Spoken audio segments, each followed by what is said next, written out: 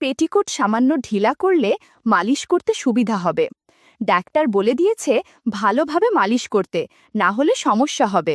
ব্যথার ওষুধের সাথে 3টে ঘুমের ওষুধ দিলাম। আজ মাসি শুধু ব্লাউজ আর পেটিকোট পরেছে। গভীর রাতে উঠে যা যা হলো তা কোনো দিন ভুলব না। আমার নাম বাবু, বর্তমান বয়স ২৬, থাকি বাংলাদেশে। বাবা মার একমাত্র ছেলে। বাবা সরকারি চাকরি করে আর মা গৃহিণী। অনার্স কমপ্লিট করে বসে আছি। গত ৫ বছর ধরে জিমে যাওয়ার ফলে ফিটফাট থাকি। আমার গল্পের নায়িকার নাম রিনু মাসি। আমাদের একই এলাকায় বাড়ি। মাসির বয়স ৪৫, কিন্তু দেখতে দারুণ সুন্দরী, শ্যামলা গায়ের রং। বাগানের জাম্বুরা অনেকটাই বড়, কম করে হলেও ৩ কেজি করে হবে।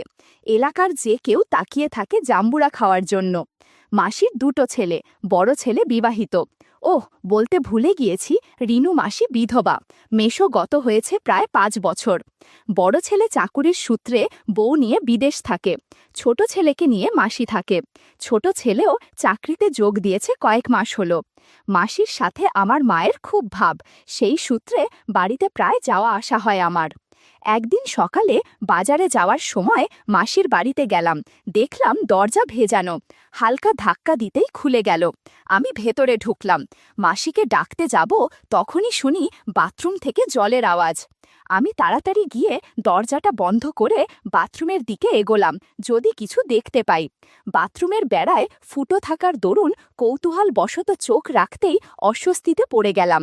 ভেতরে তাকিয়ে দেখি দড়িতে শাড়ি, ব্লাউজ, পেটিকোট ঝুলিয়ে রাখা, আর একপাশে একটা গামছে ঝুলানো। অন্যদিকে টিউবওয়েলের কাছে মাসি একটা ছোট টুলে বসে আছে, হাতে চিকন একটা শ্যাম্পুর বোতল, সেটা দিয়ে আজব কিছু করছে। একটু ভালো করে তাকাতেই দেখলাম ঘন কালো কুকরানো চুল, মনে হয় অনেক দিন চুল কাটে না। কিছুক্ষণ পর অদ্ভুত আওয়াজ শুনতে পেলাম। বন্ধুরা কিছু কথা বলেছিল যা ইউটিউবের কড়া নিয়মের কারণে সরাসরি বলা যাচ্ছে না। তোমরা কমেন্টে দেয়া লিংক থেকে আমার ওয়েবসাইট ভিজিট করো, সেখানে একদম খোলামেলা গল্প দেয়া আছে।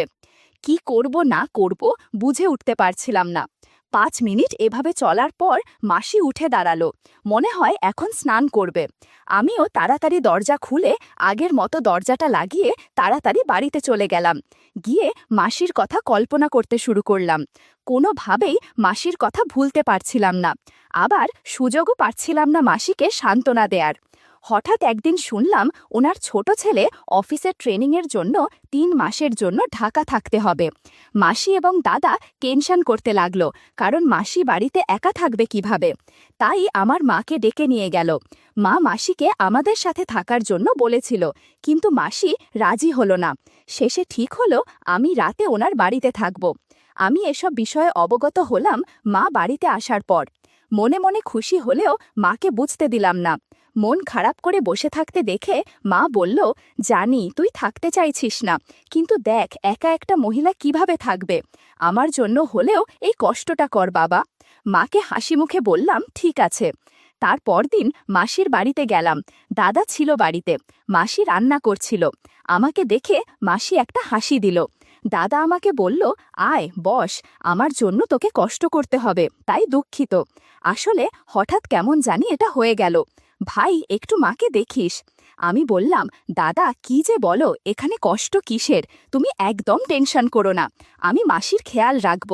মনে মনে বললাম, একটু বেশিই খেয়াল রাখব। এর 2 দিন পর দাদা চলে গেল।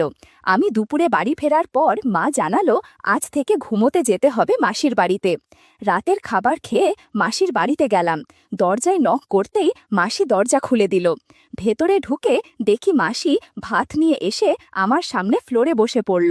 আমি বাথরুমে গিয়ে কাপড় চেঞ্জ করে একটা হাফ প্যান্ট পরে বের হলাম। এসে দেখি ভাত বাড়ার সময় মাসির শাড়ি কিছুটা অগোছালো হয়ে গেছে। মাসি আমার দিকে তাকিয়ে বলছে, তুই জিম করিস বলেই সবসময় ফিট থাকিস। তারপর মিনমিন করে কি জানি বলল, আমি শুনতে পেলাম না। আমিও গুরুত্ব না দিয়ে টিভি দেখতে লাগলাম। মাসির খাওয়া হলে কিছুক্ষণ পর ঘুমোতে ডাকলো। আমি গিয়ে দেখি মাসির রুমে আমার ঘুমানোর ব্যবস্থা করা হয়েছে। আমি মাসিকে জিজ্ঞেস করলাম, তুমি কোথায় শোবে?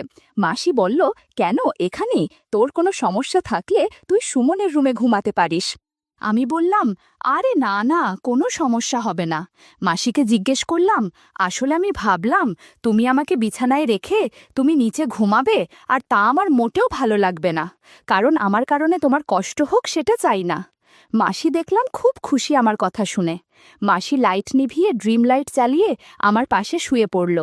আমার ঘুম আসছিল না, তাই মাসির সাথে গল্প করতে লাগলাম। কখন ঘুমিয়ে পড়লাম জানি না। হঠাৎ মাসির একটা হাত আমার গায়ে পড়ায় ঘুম ভেঙে গেল। চোখ খুলে দেখলাম মাসি ঘুমের ঘোরে এরকম করেছে। একপাশ হয়ে শুয়ে থাকার কারণে মাসির শাড়ি এলোমেলো হয়ে গেছে। মাথায় অনেক কিছু চিন্তা আসছিল, কিন্তু তা করতে পারলাম না। এদিকে জাদুর লাঠি কেমন যেন করছে। আমি উঠে বাথরুমে চলে গেলাম। কিছুক্ষণ মাসিকে কল্পনা করে ফিরে এলাম। সকালে ঘুম ভেঙে দেখি মাসি নেই পাশে। উঠে ফ্রেশ হয়ে বাসায় ফিরার জন্য রেডি হচ্ছিলাম, দেখি মাসি চা নিয়ে এলো। বলল, কোথায় যাচ্ছিস?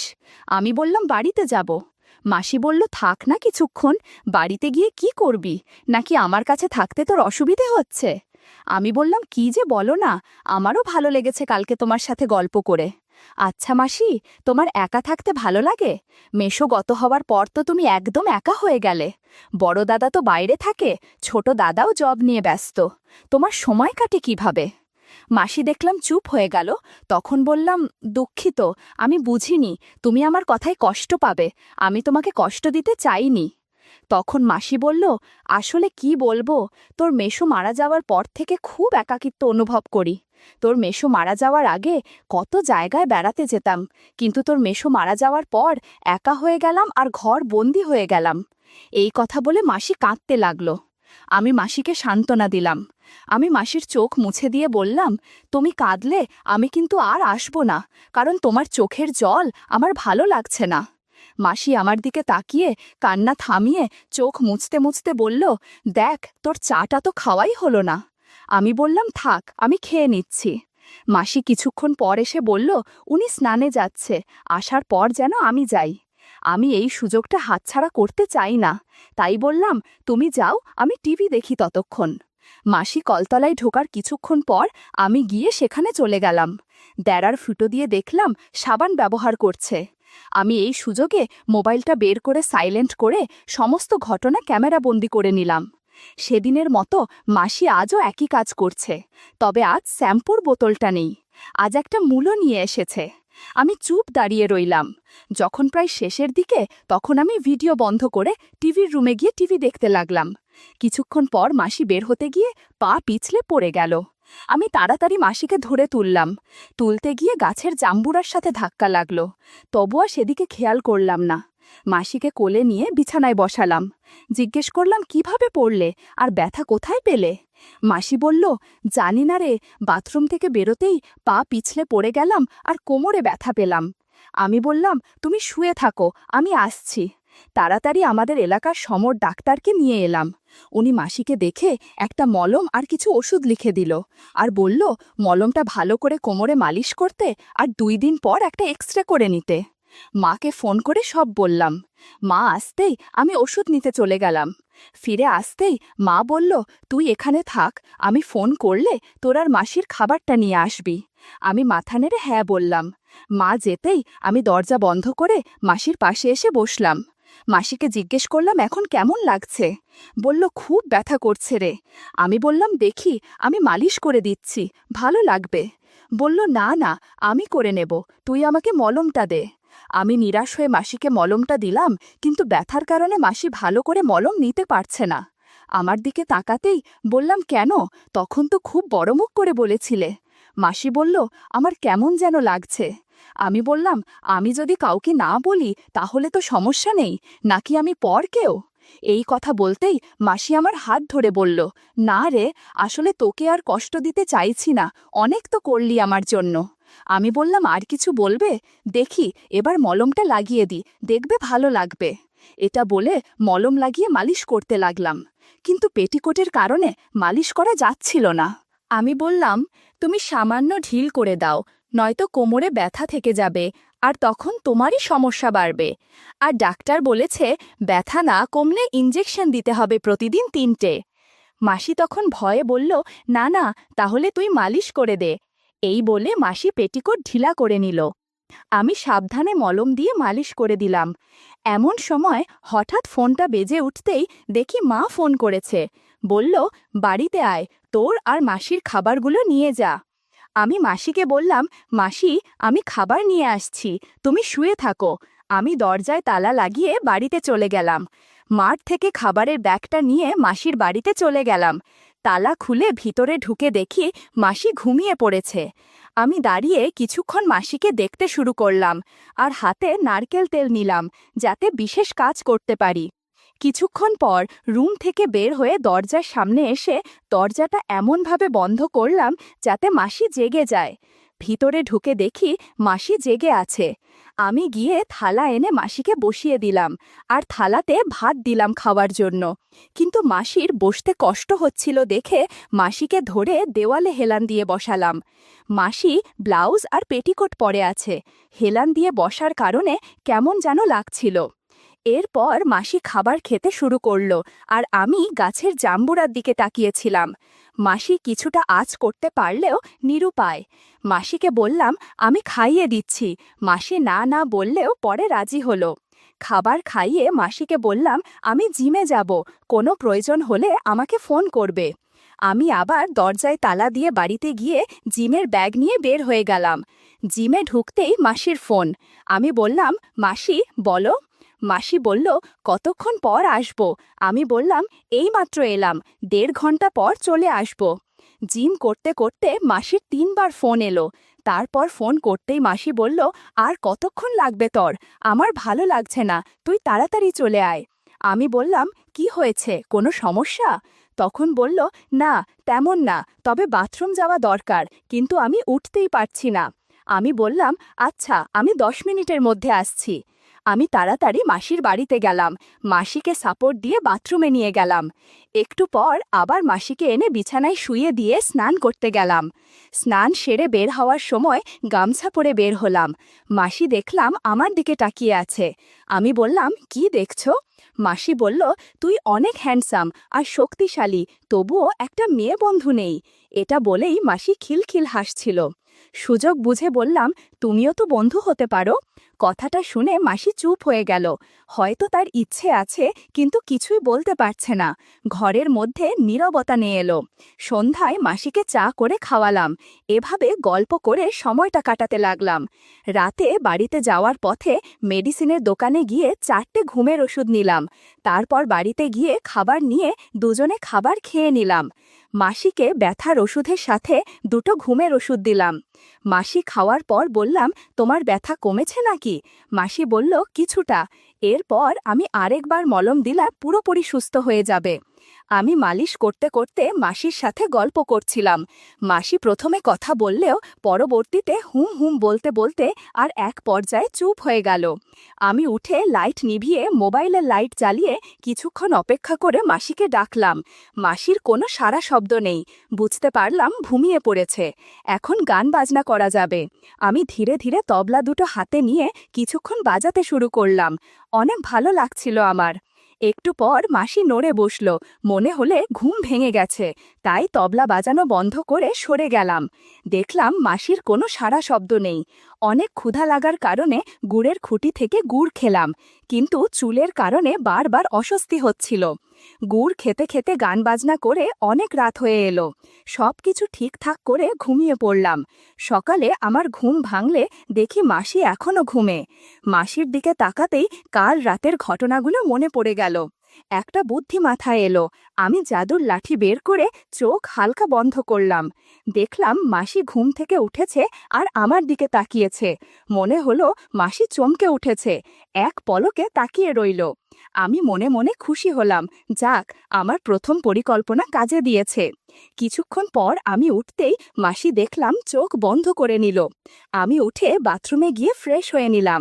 তারপর রান্নাঘরে গিয়ে চা বসিয়ে মাসিকে ডাকতে আসলাম। মাসি চোখ খুলে আমার দিকে তাকিয়ে রইল। বললাম, বাব্বা, এত ঘুম তোমার? বলল, কোথায় আর ঘুমালাম, সারা রাত তো তোর জ্বালায় ঘুমাতে পারলাম না। আমি ভয় পেয়ে গেলাম। তার মানে মাসি কাল রাতের ঘটনা সব জানে। তারপরও ভয়ে ভয়ে জিজ্ঞেস করলাম, আমি কি করেছি?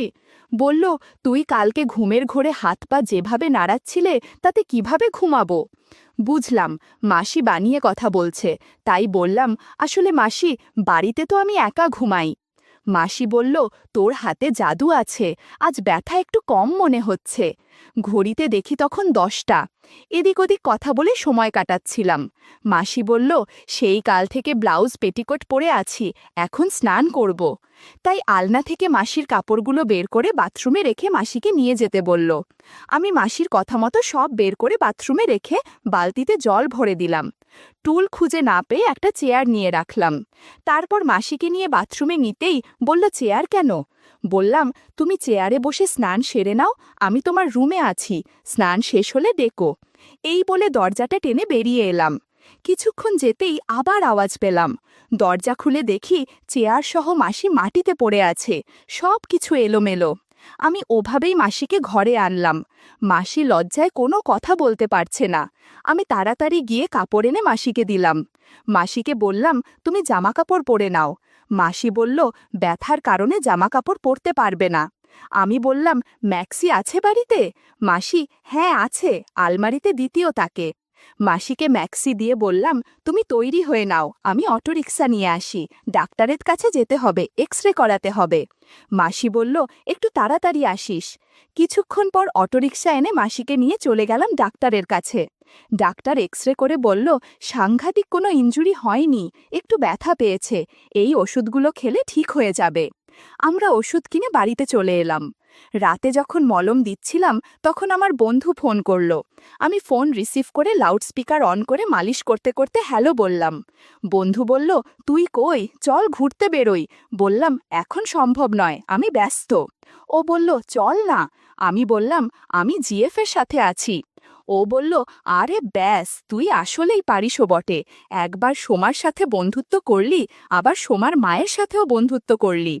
আরও কিছু কথা বলেছিল, যা ইউটিউবের কড়া নিয়মের কারণে সরাসরি বলা যাচ্ছে না।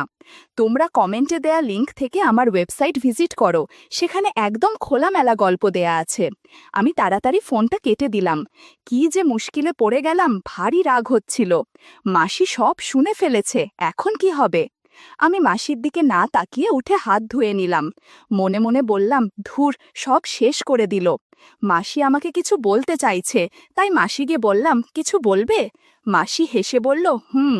আমি বললাম, বলো, কি বলবে? মাসি বলল, খুব তো সাধু সেজেছিলি, মেয়ে বন্ধু নেই, অথচ মেয়ের পাশাপাশি মাকেও আশীর্বাদ করলি। মাসির মুখে কথাগুলো শুনে একটু হচকিয়ে গেলেও নিজেকে সামলে বললাম, দূর মাসি, কি বলো, বন্ধু দুষ্টুমি করছিল। মাসি আমার কথা থামিয়ে বলল, হয়েছে, আর সাধু সাজতে হবে না, বোঝার যথেষ্ট বয়স হয়েছে আমার, তুই আমাকেও একটু আশীর্বাদ কর। মাসির এই কথা শুনে আরও অবাক হয়ে গেলাম।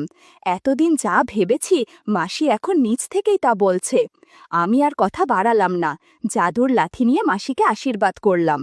পুরো বাড়িতে চেঁচামেচির শব্দ, তার থেকে বেশি শব্দ হচ্ছিল হাততালির।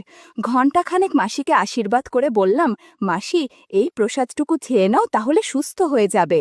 আমার কথা মতো মাদি প্রসাদ খেলো। বলল, আজ থেকে এই আমার সেবা যত্ন করছি, আর একা থাকতে ভালো লাগে না। আমি বললাম, তুমি সুস্থ হলে যখনই আমাকে ডাক দিবে আমি ছুটে চলে আসব। সেদিনের পর থেকে মাসির একাকিত্ব যেন কেটেই গিয়েছে।